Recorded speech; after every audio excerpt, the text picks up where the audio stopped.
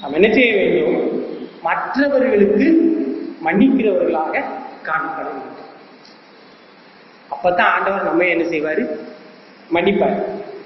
Mark 11ஆம் அதிகாரம் 25வது வசனத்தை நாம் பார்ப்போம் என்று சொன்னால், உங்கள் தப்பிதங்களை உங்களுக்கு மன்னிக்கும்படி அந்த குறையை அவனுக்கு மன்னியுங்கள். இதற்கு பின்னிய மொழிபெயர்ப்பெல்லாம் பார்த்தோம் அப்படின்னு சொன்னா, கசப்பு மனத்தாங்கள் என்கின்ற பதம் பயன்படுத்தப்பட்டிருக்கிறது. என்ன சொல்லுகிறார்? அவன் மேல உனக்கு ஒரு கசப்பு இருக்குதா? அந்த கசப்பை விட்டு அவன் இன்னைக்கு இப்படி செஞ்சிட்டானே என்கின்ற மனத்தாங்கள் இருக்குதா? அவன் மனத்தாங்களை விட்டு ஆண்டவர் பார்த்துக் கொள்வார். அந்த கசப்பையே வச்சுக்கிட்டு இருக்காது வைத்துக் கொண்டிருப்போம் என்று சொன்னால் ஆண்டவர் நம்ம என்ன செய்ய மாட்டாரு? மன்னிக்க மாட்டார். அவனை விட ஆண்டவருக்கு நமக்கு இடையே உள்ள உறவை பார்க்கும்போது அவனோட நான் மேல நமக்குள்ளே குறை இருக்குதானே செய்து, அப்ப ஆண்டவர் மன்னிக்கணும்ல.